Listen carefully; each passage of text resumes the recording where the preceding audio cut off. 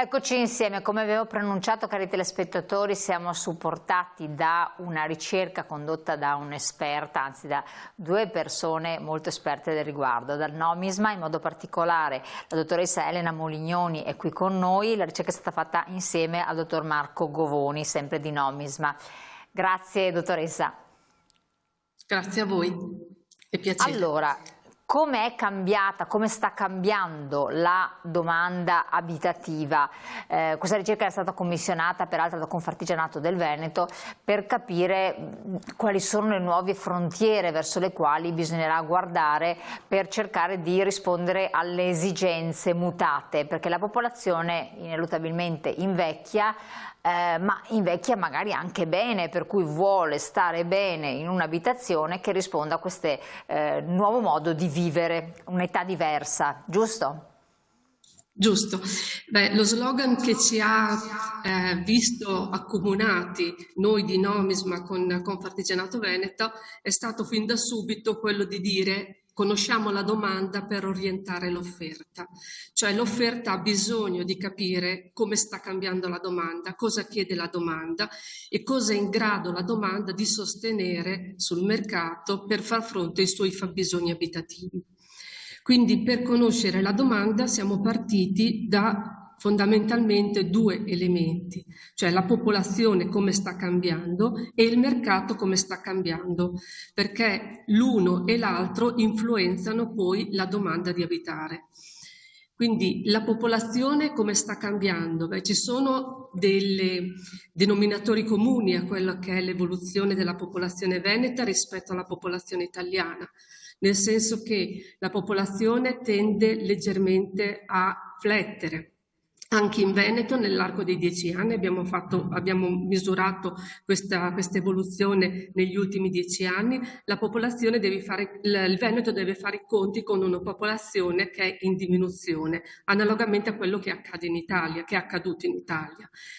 C'è da dire che ci sono delle dinamiche molto differenziate tra i territori, per cui ci sono comuni piccoli e piccolissimi che hanno visto una perdita importante di popolazione, comuni medi, quelli attorno ai 50.000 abitanti, che invece hanno visto un aumentare la popolazione, ed è il fenomeno della deurbanizzazione, cioè la gente che esce dalla città per trovare condizioni di vita più confortevoli e un maggior benessere.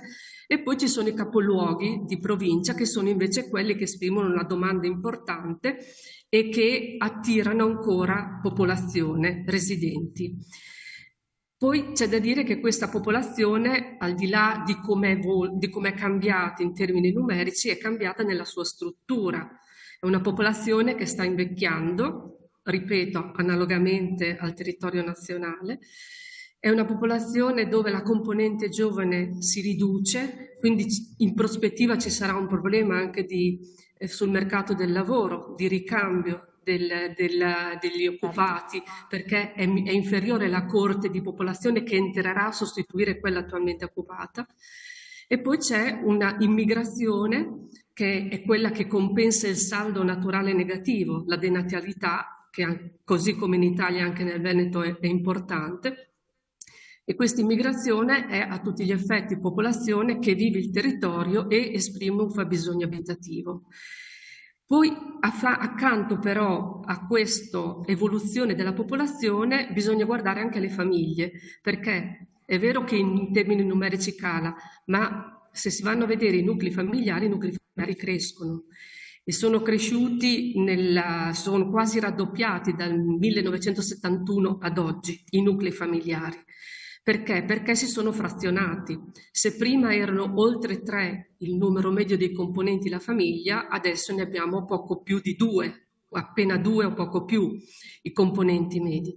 Questo frazionamento cosa vuol dire? Quindi abitazioni che potrebbero essere più piccole, oppure comunque anche una famiglia più ridotta ha bisogno di spazi abitativi, di socialità diffusa, quindi di ambiti diversi.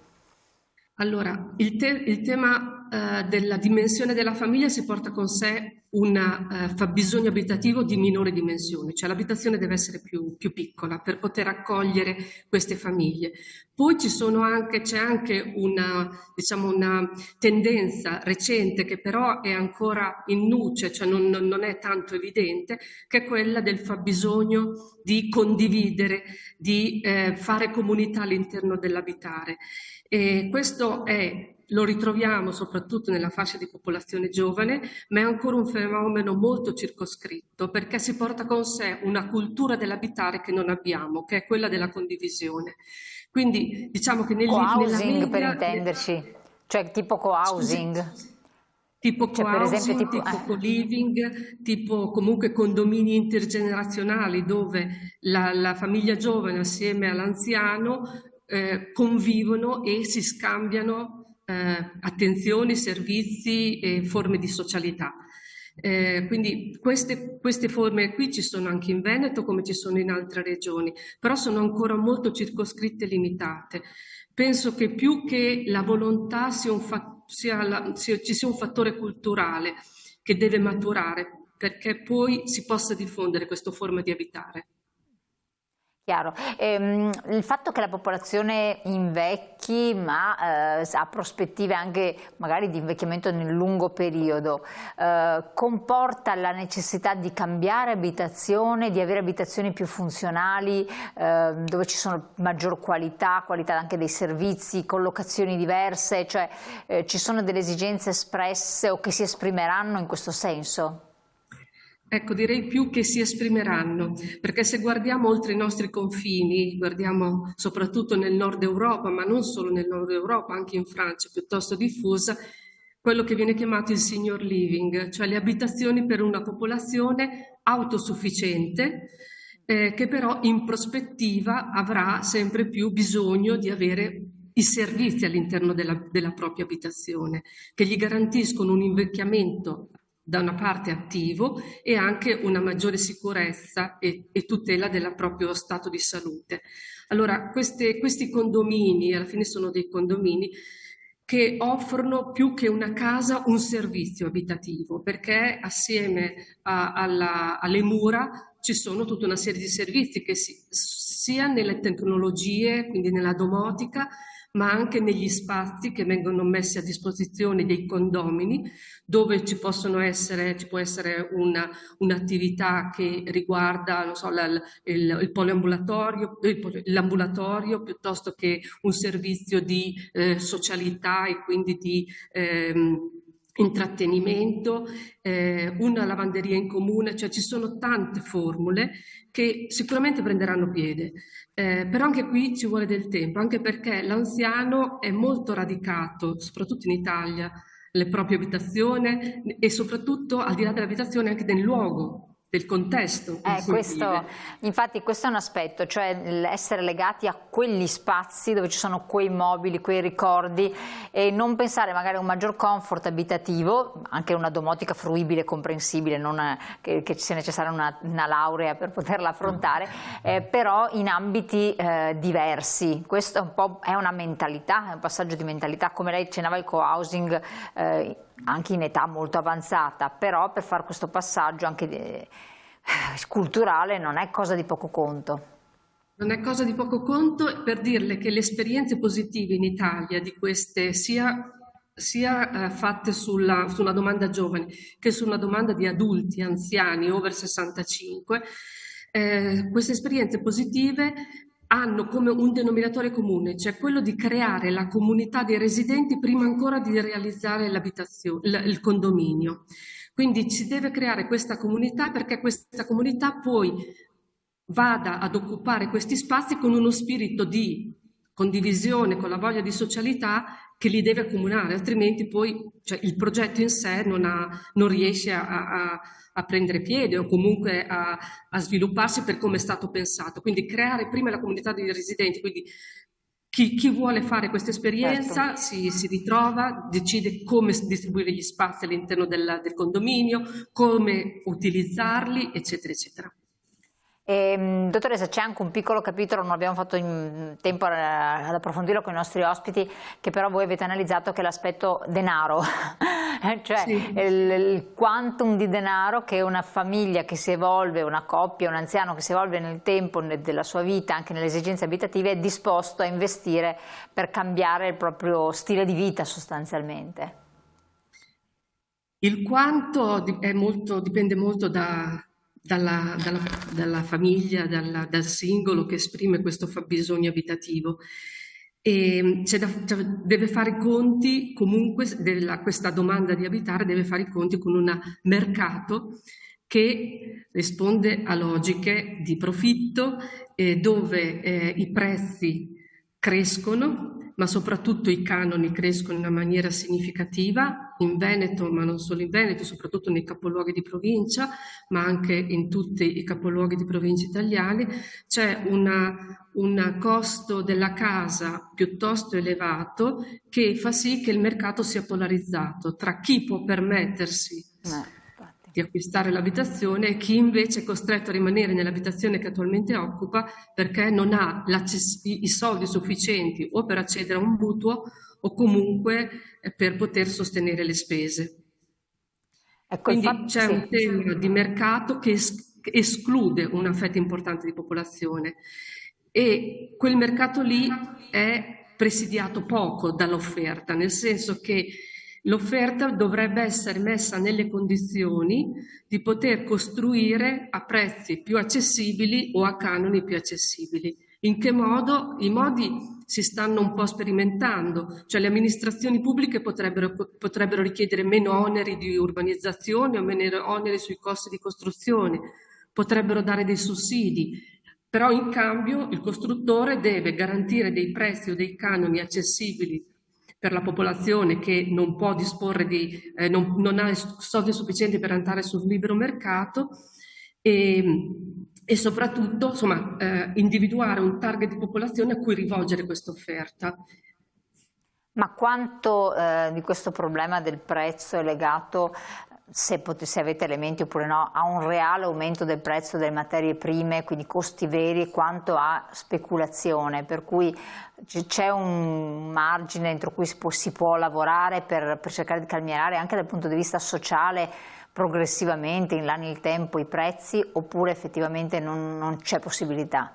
E quindi questa fetta di popolazione importante è tagliata fuori da ogni miglioramento del proprio benessere abitativo ed energetico. Sì.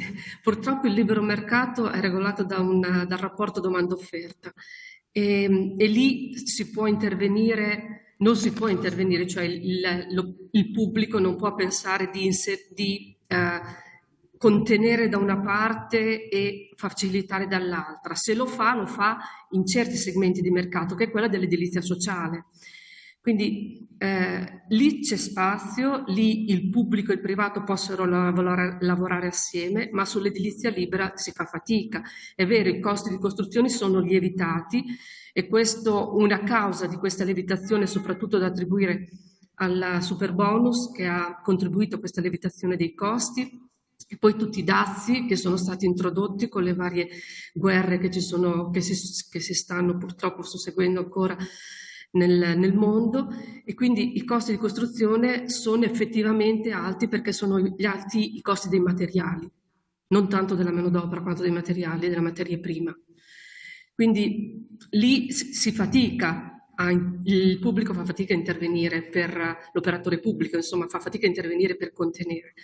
Il pubblico può intervenire laddove assieme al privato decide a fronte di concedo e tu mi dai di costruire a dei prezzi accessibili. È quella che viene chiamata l'edilizia residenziale sociale, che è sia in vendita che in locazione. Certo, si può ipotizzare anche di modificare l'habitat urbano in funzione di nuove esigenze abitative, di spazi magari dove c'è anche un'urbanizzazione diversa? O non ci sono Certo. margini nel nostro paese? No, no, ci sono tanti studi, ci sono progetti molto belli, si parla di smart city, sono città a misura d'uomo che attraverso la tecnologia consentono di avere comfort, benessere, spazi, verde. Però anche lì il processo sarà sicuramente lungo. Lentissimo. La sensibilità e la consapevolezza da parte dei cittadini sta maturando e quindi credo che quella sia la direzione, però i tempi saranno sicuramente lunghi, prima ancora ci deve essere la volontà di farlo. Se c'è la volontà e si fanno investimenti, ci si dà delle priorità, anche nell'impiego delle disponibilità finanziarie che si hanno per andare in quella direzione, vabbè, la strada è tracciata, i tempi si vedranno, però Certo. insomma la possibilità c'è. Una battuta in chiusura di questo lavoro che avete svolto e quindi anche cosa si sente di dire ai nostri telespettatori a fronte di questa ricerca? Che adesso c'è un tema molto importante che tocca tutti, che è quello che richiede l'applicazione della direttiva europea Case Green. Dobbiamo riqualificare il nostro patrimonio edilizio, in particolare le nostre abitazioni. E per farlo sicuramente ci vuole la consapevolezza che dobbiamo assolutamente tutti concorrere a questa transizione energetica che ci viene chiesta, ma ci viene chiesta dall'Europa, ma per il bene comune, per il bene di tutti. E dobbiamo farlo chiedendo con forza una copertura economica o comunque degli strumenti che possono essere i bonus, che possono essere qualunque altro strumento che assieme ai nostri risparmi ci consentono di poter affrontare queste spese. Però quella è la direzione.